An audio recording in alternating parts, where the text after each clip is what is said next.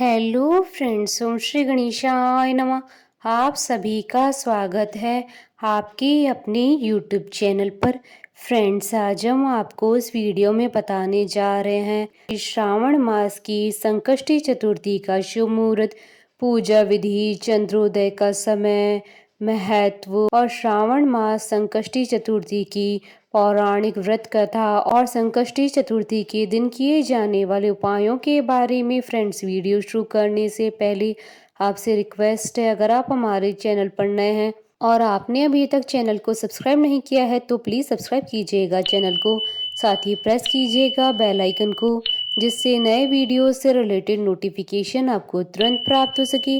और वीडियो पसंद आने पर वीडियो को लाइक और शेयर जरूर कीजिएगा ताकि सभी भक्तों को इस वीडियो का लाभ प्राप्त हो सके। और कमेंट बॉक्स में ओम श्री गणेशाय नमः जरूर लिखिएगा। भगवान श्री गणेश जी को समर्पित संकष्टी चतुर्थी या संकट चतुर्थी व्रत जीवन की समस्त समस्याओं के नाश के लिए किया जाता है। इस दिन भगवान गणेश जी की पूजा की जाती है। रात में चंद्रोदय होने पर चांद की पूजा की जाती है। संकष्टी चतुर्थी प्रत्येक माह में कृष्ण पक्ष की चतुर्थी के दिन मनाई जाती है। श्रावण कृष्ण चतुर्थी के बारे में कहा जाता है कि माता पार्वती जब शिवजी को पति के रूप में पाने के लिए तप कर रही थी और शिवजी प्रसन्न नहीं हो रहे थे, तब उन्होंने यह व्रत किया था। व्रत करने के पश्चात उनका शिवजी से विवाह संपन्न हुआ। हनुमान जी ने भी सीता जी की खोज पर जाने पर यह व्रत किया था। रावण को जब राजा बलि ने पकड़कर कैद कर लिया था, तब रावण ने भी यह व्रत किया था। गौतम की पत्नी अहिल्या ने भी इस व्रत को किया था। यह व्रत कम से कम 1 या 3 वर्ष करे। जिसका विवाह नहीं हो पा रहा है, उन्हें यह व्रत अवश्य करना चाहिए। सनातन धर्म में प्रथम पूज्य श्री गणेश जी को आदि पंचदेवों में एक माना जाता है। मान्यता है कि श्री गणेश जी का ध्यान करने से ही सारे विघ्नों का अंत हो जाता है, इसलिए उन्हें विघ्न विनाशक भी कहते हैं। वहीं ज्योतिष शास्त्र में श्री गणेश जी को बुद्ध के कारक देव के रूप में माना जाता है और बुद्ध बुद्धि के कारक माने जाते हैं। हिंदू पंचांग के अनुसार चतुर्थी को भगवान गणेश जी की पूजा के लिए यह व्रत किया जाता है। इस दिन को संकष्टी चतुर्थी के रूप में मनाया जाता है।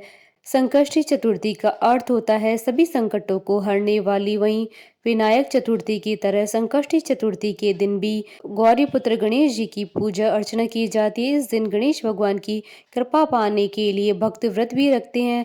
मान्यताओं के अनुसार संकष्टी चतुर्थी का व्रत सभी मनोकामनाओं को पूर्ण करने वाला होता है। साथ ही यह भी माना जाता है जो व्यक्ति इस दिन व्रत रखते हैं उनके सभी दुख खत्म हो जाते हैं। संकष्टी चतुर्थी के दिन गणेश जी की आरती, उनके मंत्र और चालीसा का पाठ पूरी श्रद्धा के साथ किए जाने से समस्त मनोकामनाएं पूरी होती है। इसके अतिरिक्त इस व्रत को करने से विघ्नहर्ता गणेश भगवान जातक की सभी परेशानियां और बाधाओं को दूर करते हैं। यह व्रत विशेष तौर पर माताएं अपनी संतान की उन्नति के लिए करती हैं।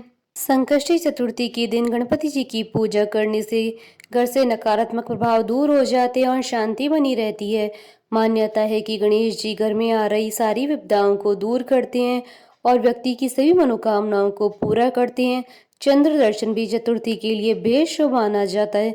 सूर्योदय से प्रारंभ होने वाला यह व्रत चंद्र दर्शन के बाद संपन्न होता है। पूरे साल में संकष्टी चतुर्थी के 13 व्रत रखे जाते हैं। सभी व्रत के लिए अलग अलग व्रत कथा है। फ्रेंड्स, अब आइए जानते हैं श्रावण मास की संकष्टी चतुर्थी के शुभ मुहूर्त और चंद्रोदय के समय के बारे में। हिंदू पंचांग के अनुसार इस बार श्रावण मास की संकष्टी चतुर्थी 16 जुलाई 2022 शनिवार के दिन है। श्रावण कृष्ण चतुर्थी तिथि प्रारंभ होगी 16 जुलाई 2022 को दोपहर 1:27 पर और श्रावण कृष्ण चतुर्थी तिथि का समापन होगा 17 जुलाई 2022 को सुबह 10:49 पर। चंद्रोदय का समय रहेगा 16 जुलाई 2022 को शाम 9:49 पर। फ्रेंड्स, अब आइए जानते हैं संकष्टी चतुर्थी की पूजन विधि के बारे में। चतुर्थी के दिन गणेश जी के लिए व्रत रखें। गणेश चतुर्थी के दिन सूर्योदय से पहले जाकर स्नान आदि से निवृत्त हो जाना चाहिए। गणेश जी की पूजा के समय धूप जलाएं और गणेश जी के ओम गण गणपते नमः मंत्र से गणेश जी को पुष्प अर्पित करें। इस दिन भर फलाहार में ही रहना उत्तम माना गया है, इसलिए फलाहार में ही व्रत के नियमों का पालन करें। शाम के समय चांद निकलने से पहले पूजा करनी चाहिए। पूजा के दौरान थाली में तिल और गुड़ के लड्डू, फूल, कलश में पानी, चंदन, धूप, केला या नारियल प्रसाद के तौर पर रखना चाहिए।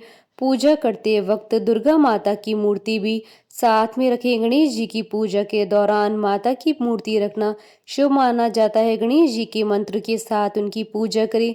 उन गणेश जी के मस्तक पर चंदन लगाएं, धूप जलाएं, फूल और लड्डू चढ़ाएं और जल अर्पित करें। पूजा के बाद प्रसाद और लड्डुओं को प्रसाद के तौर पर बांटें। इसके साथ ही ऋणहर्ता और विघ्नहर्ता गणपति बाप्पा के गणेश स्तोत्र का पाठ करें।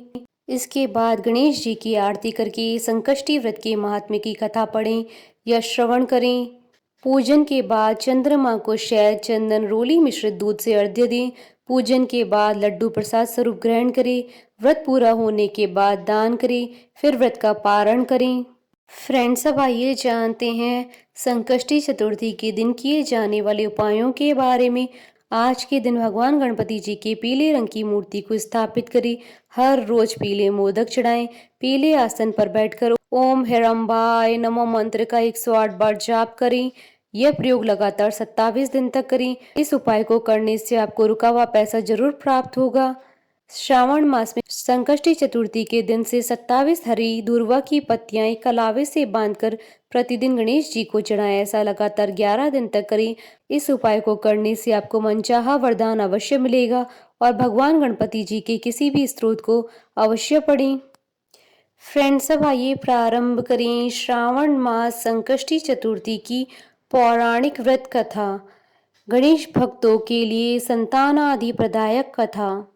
ऋषिगण पूछते हैं कि हे स्कंद कुमार, दरिद्रता, शोक, कुष्ठ आदि से विकलांग, शत्रुओं से संतप्त, राज्य से निष्कासित राजा, सदैव दुखी रहने वाले, धनहीन, समस्त उपद्रवों से पीड़ित, विद्याहीन, संतानहीन, घर से निष्कासित लोगों, रोगियों और अपने कल्याण की कामना करने वाले लोगों को क्या उपाय करना चाहिए जिससे उनका कल्याण हो और उनके उपरोक्त कष्टों का निवारण हो। यदि आप कोई उपाय जानते हैं तो उसे बतलाइए।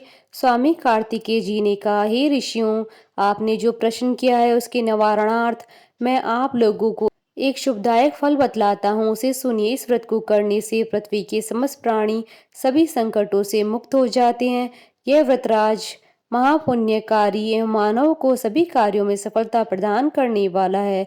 विशेषतः यदि इस व्रत को महिलाएं करें तो उन्हें संतान एवं सौभाग्य की वृद्धि होती है। इस व्रत को धर्मराज युधिष्ठिर ने भी किया था। पूर्व काल में राज्यच्युत होकर अपने भाइयों के साथ जब धर्मराज वन में चले गए थे तो उस वनवास काल में भगवान श्री कृष्ण ने उनसे कहा था। युधिष्ठिर ने भगवान कृष्ण से अपने कष्टों के शमनार्थ जो प्रश्न किया था उस कथा को आप श्रवण कीजिए। युधिष्ठिर पूछते हैं कि हे पुरुषोत्तम, ऐसा कौन सा उपाय है जिससे हम वर्तमान संकटों से मुक्त हो सकें। हे गदाधर, आप सर्वज्ञ हैं, हम लोगों को आगे अब किसी प्रकार का कष्ट न भुगतना पड़े, ऐसा उपाय बतलाइए। स्कंद कुमार जी कहते हैं कि जब धैर्यवान युधिष्ठिर विनम्र भाव से हाथ जोड़कर बारंबार अपने कष्टों के निवारण का उपाय पूछने लगे तो भगवान श्री कृष्ण ने कहा कि हे राजन, संपूर्ण कामनाओं को पूर्ण करने वाला एक बहुत बड़ा गुप्त व्रत है। हे युधिष्ठिर, इस व्रत के संबंध में मैंने आज तक किसी को नहीं बतलाया है। हे राजन, प्राचीन काल में सतयुग की बात है। पर्वतराज हिमाचल की सुंदर कन्या पार्वती जी ने शंकर जी को पति के रूप में प्राप्त करने के लिए गहन वन में जाकर कठोर तपस्या की, परंतु भगवान शिव प्रसन्न होकर प्रकट नहीं हुए। तब शैल तनया पार्वती जी ने अनादिकाल से विद्यमान गणेश जी का स्मरण किया। गणेश जी को उसी क्षण प्रकट देखकर पार्वती जी ने पूछा कि मैंने कठोर, दुर्लभ एवं लोमहर्षक तपस्या की, किंतु अपने प्रिय भगवान शिव जी को प्राप्त न कर सकी। वह कष्ट विनाशक द्रव्य व्रत जिसे नारद जी ने कहा है और जो आपका ही व्रत है, उस प्राचीन व्रत के तत्व को आप मुझसे कहिए। पार्वती जी की बात सुनकर तत्कालीन सिद्धिदाता गणेश जी उस कष्टनाशक शुभदायक व्रत का प्रेम से वर्णन करने लगे। गणेश जी ने कहा, हे अचल सुते, अत्यंत पुण्यकारी एवं समस्त कष्टनाशक व्रत को कीजिए। इसके करने से आपकी सभी आकांक्षाएं पूर्ण होंगी और जो व्यक्ति इस व्रत को करेंगे उन्हें सफलता मिलेगी। श्रावण के कृष्ण चतुर्थी रात्रि में चंद्रोदय होने पर उनका पूजन करना चाहिए। उस दिन मन में संकल्प करें कि जब तक चंद्रोदय नहीं होगा मैं निराहार रहूंगी, पहले गणेश पूजन करके ही भोजन करूंगी। मन में ऐसा निश्चय करना चाहिए। इसके बाद सफेद तिल के जल से स्नान करें, मेरा पूजन करें। यदि सामर्थ्य हो तो प्रतिमा स्वर्ण की मूर्ति का पूजन करें, अभाव में चांदी, अष्ट धातु अथवा मिट्टी की मूर्ति की ही पूजा करें। अपनी शक्ति के अनुसार सोने, चांदी, तांबे अथवा मिट्टी के कलश में जल भरकर उस पर गणेश जी की प्रतिमा स्थापित करें। मूर्ति कलश पर वस्त्र आच्छादित करके अष्टदल कमल की आकृति बनावे और उसी मूर्ति की स्थापना करें। तत्पश्चात षडोपचार विधि से भक्ति पूर्वक पूजन करें। मूर्ति का ध्यान इस प्रकार करें, हे लंबोदर, चार भुजा वाले, तीन नेत्र वाले, लाल रंग वाले, हे नीलवर्ण वाले, शोभा के भंडार, प्रसन्न मुख वाले गणेश जी, मैं आपका ध्यान करता हूँ या करती हूँ। हे गजानन, मैं आपका आह्वान करता हूँ या करती हूँ। हे विघ्नराज, मैं आपको बारंबार प्रणाम करता हूँ। यह आसन है। हे लंबोदर, आपके लिए ये पाद्य है। हे शंकर सुवन, ये आपके लिए अर्घ्य है। हे उमापुत्र, ये आपके स्नानार्थ जल है। हे वक्रतुंड, ये आपके लिए आचमनीय जल है। हे शूर्पकर्ण, ये आपके लिए वस्त्र है। हे सुशोभित, ये आपके लिए यज्ञोपवीत है। हे गणेश्वर, ये आपके लिए रोली चंदन है। हे विघ्न विनाशक, यह आपके लिए फूल है। हे विकट, ये आपके लिए धूप पत्ती है। हे वामन, ये आपके लिए दीपक है। हे सूर्य देव, ये आपके लिए लड्डू का नैवेद्य है। हे देव, ये आपके निमित्त फल है। हे विघ्नहर्ता, ये आपके निमित्त मेरा प्रणाम है। प्रणाम करने के बाद क्षमा प्रार्थना करें। इस प्रकार षडोपचार रीति से पूजन करके नाना प्रकार के प्रसादों को बनाकर भगवान को भोग लगाएं। हे देवी, शुद्ध देसी घी में 15 लड्डू बनाएं। सर्वप्रथम भगवान गणेश जी को लड्डू अर्पित करके उनमें से 5 ब्राह्मणों को दे दें। अपने सामर्थ्य के अनुसार दक्षिणा देकर चंद्रोदय होने पर भक्ति भाव से अर्घ्य देवी। तदंतर 5 लड्डू का स्वयं भोजन करें।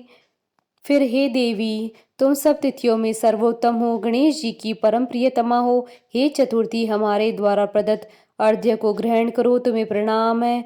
इस प्रकार से चंद्रमा को अर्घ्य प्रदान करें। क्षीर सागर से उत्पन्न हे लक्ष्मी के बाई, हे निशाकर, रोहिणी सहित हे शशि, मेरे दिए हुए अर्घ्य को ग्रहण कीजिए। गणेश जी को इस प्रकार प्रणाम करें, हे लंबोदर, आप संपूर्ण इच्छाओं को पूर्ण करने वाले हैं, आपको प्रणाम है। हे समस्त विघ्नों के नाशक, आप मेरी अभिलाषाओं को पूर्ण करें। तत्पश्चात ब्राह्मण की प्रार्थना करें। हे ध्वजराज, आपको नमस्कार है, आप साक्षात देव स्वरूप हैं। गणेश जी की प्रसन्नता के लिए हम आपको ये लड्डू समर्पित कर रहे हैं। आप हम दोनों का उद्धार करने के लिए दक्षिणा सहित इन 5 लड्डुओं को स्वीकार करें। हम आपको नमस्कार करते हैं। इसके बाद ब्राह्मण भोजन कराकर गणेश जी से प्रार्थना करें। यदि इन सब कार्यों को करने की शक्ति न हो तो अपने भाई बंधुओं के साथ दही एवं पूजन में निवेदित पदार्थ का भोजन करें। प्रार्थना करके प्रतिमा का विसर्जन करें और अपने गुरु को अन्न वस्त्रादि एवं दक्षिणा के साथ मूर्ति दे देवें। इस प्रकार से विसर्जन करें। हे देवों में श्रेष्ठ गणेश जी, आप अपने स्थान को प्रस्थान कीजिए एवं इस व्रत की पूजा के फल को दीजिए। हे सुमुखी, इस प्रकार जीवन भर गणेश चतुर्थी का व्रत करना चाहिए। यदि जन्म भर व्रत न कर सके तो 21 वर्ष तक करें। यदि इतना करना संभव न हो तो 1 वर्ष तक करें। 12 महीनों के व्रत को करें। यदि इतना भी न कर सके तो वर्ष के 1 मास को अवश्य ही व्रत करें और श्रावण चतुर्थी को व्रत का उद्यापन करें। बोलिए भगवान गणेश जी की जय। भगवान शंकर, माता पार्वती जी की जय। हमारे साथ इस वीडियो में अंत तक बने रहने के लिए आपका धन्यवाद। ओम श्री गणेशाय नमः।